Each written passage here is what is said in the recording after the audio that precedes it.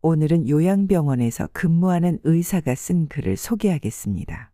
읽으면서 저희 부모님이 떠올라 눈물이 흐르고 한참이나 먹먹하게 했던 글입니다. 조금 무거운 주제일 수 있지만 누구나 피해갈 수 없기에 함께 나눠보려고 합니다. 요양병원에 면회 와서 서 있는 가족의 위치를 보면 촌수가 딱 나온다. 침대 옆에 바싹 붙어 눈물 콧물 흘려가며 이것저것 챙기는 여자는 딸이다. 그 옆에 뻘쭘하게 서 있는 남자는 사위다. 문간쯤에 서서 먼 산만 보고 있는 사내는 아들이다. 복도에서 휴대폰만 만지작거리고 있는 여자는 며느리다. 요양병원에 장기 입원하고 있는 부모들, 그리고 이따금씩 찾아가서 살뜰히 보살피며 준비해온 밥이며 반찬이며 죽이라도 떠먹이는 자식은 딸이다. 대개 아들놈들은 침대 모서리에 잠시 걸터앉아 딸이 사다 놓은 음료수 하나 까먹고 5분도 안 돼서 이내 사라져버리기도 한다. 아들이 무슨 신주딴지라도 되는 양 아들 하면서 금지오겹 키워놓은 벌을 늙어서 받는 것일까. 딸 하나 10 아들 부럽지 않은 세상인 것을 그때는 왜 몰랐을까. 수많은 그들이 창살 없는 감옥에서 의미 없는 하루하루를 보내고 있다. 그들도 자신이 그렇게 될 줄은 전혀 몰랐을 것이다. 자신과는 전혀 상관없는 남의 이야기로 믿고 싶겠지만 그것은 나이 든 사람들의 희망사항일 뿐 결코 남의 이야기가 아니다. 우리는 나이가 들고 서서히 정신이 빠져나가면 어린애처럼 속이 없어지고 결국 원하건 원하지 않건 자식이 있건 없건 마누라나 남편이 있건 없건 돈이 있건 없건 잘 살았건 잘못 살았건 세상 감투를 썼건 못 썼건 잘났건 못났건 대부분 요양원이나 요양병원에서 생의 마지막을 보내게 된다. 그곳은 자기가 가고 싶다고 해서 갈 수 있는 곳도 가기 싫다고 해서 안 가는 곳도 아니다. 늙고 병들고 정신이 혼미해져서 자식들과의 대화가 단절되기 시작하면 갈 곳은 그곳밖에 없다. 산 사람들은 살아야 하니까. 두고 보세요. 그래도 어쩌랴. 내 정신을 가지고 사는 동안이라도 돈 아끼지 말고 먹고 싶은 것 먹고 가고 싶은 곳 가보고 보고 싶은 것 보고 하고 싶은 것 하면서 좋은 친구들과 즐겁게 재미있게 살다 가야지. 조금이라도 남은 인생 최선을 다해 헛되이 보낼 수는 없지 않은가. 몇 년 전 일이다. 나와 같은 병실에 80세가 넘으신 할아버지가 계셨다. 할아버지의 병은 깊었다. 할머니는 지극정성으로 할아버지 곁을 지켰다. 아침 저녁으로 할아버지 가족들이 병실을 다녀갔다.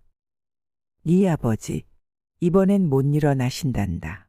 이젠 화장실 걸음도 못 하신다.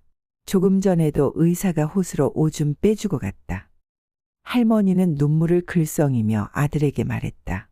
아들은 아무 말이 없었다. 그날 저녁 할아버지 막내딸이 병실을 찾았다. 지방에서 올라온 막내딸은 할아버지 손을 잡고 한참이나 울었다. 할아버지는 말씀이 없으셨다. 막내딸은 3일 동안 할머니와 함께 병실에서 잠을 자며 할아버지를 지켰다. 아빠, 나 이제 그만 가봐야 돼. 아빠하고 같이 더 있고 싶은데 그럴 수가 없어. 김서방 출근도 시켜야 하고 아이들 학교도 보내야 해.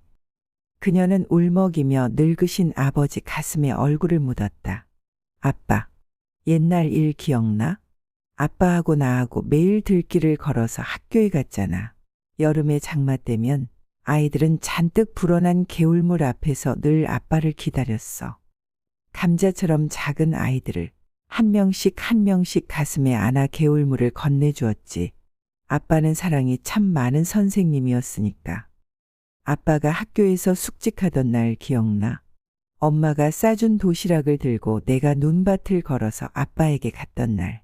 내 발바닥이 꽁꽁 얼었다고. 아빠가 따뜻한 배 안으로 내 발을 집어넣었잖아. 얼마나 차가웠을까. 막내딸은 울음을 삼키며 할아버지 가슴에 다시 얼굴을 묻었다. 딸의 울음소리에도 할아버지는 말씀이 없으셨다. 아빠, 나 이제 가야 돼. 꼭 다시 일어나야 돼.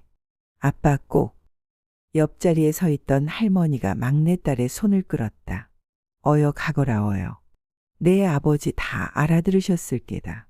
할머니는 막내딸을 데리고 병실 밖으로 나갔다.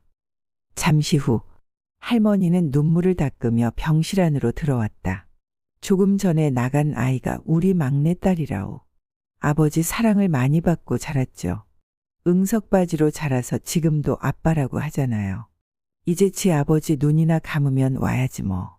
아버지를 끔찍히 좋아했는데 아버지 얼굴을 마지막으로 본다고 생각하니 얼마나 슬펐을까. 바로 그때 할아버지 목소리가 들려왔다. 임자, 임자. 할아버지는 가쁜 숨을 몰아쉬며 일으켜 달라고 했다. 할머니와 나의 부축을 받으며 할아버지는 한 걸음 한 걸음 창가 쪽으로 걸어갔다. 할아버지는 힘겨운 숨을 고르며 창밖을 살폈다. 창문 밖 멀지 않은 곳에 정문 쪽으로 걸어가는 막내딸의 뒷모습이 보였다. 할아버지는 오른팔을 들었다. 딸의 뒷모습을 어루만지듯 할아버지는 유리창을 쓰다듬었다. 딸을 향해 마지막 인사를 하는 할아버지의 눈가로 눈물이 가만 흘러내렸다. 우리는 나이 들어 이렇듯 요양원이나 요양병원 등 의료시설에서 삶을 마감해야 하는 것일까요? 대부분의 노인들은 내 집에서 편안하게 임종을 맞이하고 싶다고 바란다고 하는데요. 그렇다면 집에서 임종을 맞을 수 있을까요? 사랑하는 배우자나 가족들에 둘러싸여 마지막 하고 싶은 말을 전하며 편하게 죽음을 맞이할 수 있을까요? 이런 물음에 자신 있게 대답할 수 있는 사람이 과연 몇 명이나 될까요? 인생을 마무리하는 장소조차 자신의 마음대로 선택할 수 없는 시대라고 하는데요. 많은 사람들이 임종 장소로 자택을 희망했지만 현실은 그렇지가 못합니다. 한국인이 가장 많이 사망하는 곳은 의료기관으로 80%가 넘는다고 하는데요. 가족들이 많아도 결국에는 혼자서 쓸쓸하게 죽음을 맞을 수도 있습니다. 이미 초고령 사회를 넘어선 옆나라 일본도 간병과 죽음이 대화의 주제가 되는 경우가 많다고 하는데요. 도쿄대 우에노 지즈코 명예교수는 집에서 혼자 죽기를 권하다라는 도발적인 책 제목에서 생의 마지막을 시설이나 병원에서 보내지 말라고 주장하고 있는데요. 혼자 집에서 편안한 죽음을 맞이하는 것이 가능하다는 겁니다. 우리나라처럼 일본 또한 혼자 사는 노인들도 급속하게 늘어나고 있다고 합니다. 주위 시선도 과거에는 불쌍하다 해서 편안해 보인다로 많이 바뀌고 있다고 합니다. 부부나 1인 독거 노인의 생활 만족도가 가족과 함께 사는 고령자보다 높다고 합니다. 한국도 이런 흐름을 타고 있습니다. 고령자라도 이제는 자식들과 함께 살지 않는 비율이 훨씬 많습니다. 우에노 교수는 이상적인 죽음은 자택에서 홀로 서서히 다가오는 죽음을 맞이하는 것이라고 말하고 있는데요. 내 집에서 살면서 방문 간병이나 방문 간호, 방문 의료 등이 보장된다면 가능해진다는 겁니다. 그는 홀로 죽는 것을 두려워하기보다 살아있을 때 고립되지 않는 것이 가장 중요하다고 말합니다. 익숙한 내 집에서 좋은 친구나 이웃들과 교류하며 자유롭게 사는 것이 노후의 삶의 질을 높인다는 것이죠. 자녀들에게는 부모의 임종을 꼭 지켜야 한다는 부담감에서 벗어나라고 말합니다. 그는 작별 인사나 감사의 말은 부모가 아프기 전에 귀가 들릴 때 더 자주 하고 말할 수 있을 때 더 많은 대화를 나누라고 강조해서 말합니다. 우리는 살면서 바쁘다는 핑계로 나이 드신 부모님을 자주 찾아뵙지 않는 경우도 있는데요. 요양병원이나 요양원에 늙고 병든 부모님을 맡겨놓고 돈만 내고 자주 찾지 않는 자식들도 많다고 합니다. 그러다가 위독하다는 연락을 받고 달려가 의식조차 없는 부모의 임종을 지킨다고 그저 하염없이 서 있다면 그것이 과연 무슨 의미가 있을까요? 임종을 지킨다는 것이 과연 그러한 의미인가요? 나이가 들면 어쩔 수 없이 간병이나 죽음, 요양원, 요양병원이라는 단어가 자주 생각나고 익숙해지는데요. 현재는 연로하신 부모님들 앞에 닥친 뼈아픈 현실일 수 있으나 오래지 않아 우리 모두가 마주해야 할 현실이기도 합니다. 요양병원을 가보면 나이든 치매 환자만 있을 것 같지만 그렇지 않습니다. 뇌졸중 후유증으로 거동이 불편한 꽤나 젊은 축에 속하는 5, 60대 환자들도 적지 않습니다. 그들은 꽤 젊은 나이에 원하지 않는 위험한 곳에 갇혀 있는 셈입니다. 그들은 모두 살던 집을 그리워한다고 합니다. 그래서 건강이 악화될수록 집에 가고 싶다, 집에 가서 죽고 싶다고 말하는 환자들을 수없이 만난다고 합니다. 나는 집에서 죽고 싶다고 외쳐도 현실은 반대로 가고 있습니다. 나이 들어 아프면 남은 가족들에게 부담스러운 존재가 되기도 합니다. 너무 서글픈 일이지만 부정할 수도 없는 현실입니다. 죽음조차 선택할 수 없는 현실 앞에 손을 놓고 흘러가는 대로 남들 하는 대로 살아야 할까요?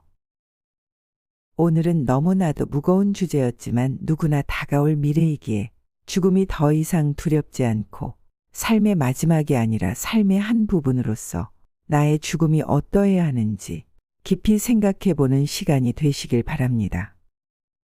시니어를 위한 모든 것, 시니어 톡톡이었습니다. 더 유익한 내용으로 찾아오겠습니다. 오늘 내용이 도움이 되셨다면 구독과 좋아요 부탁드립니다. 감사합니다.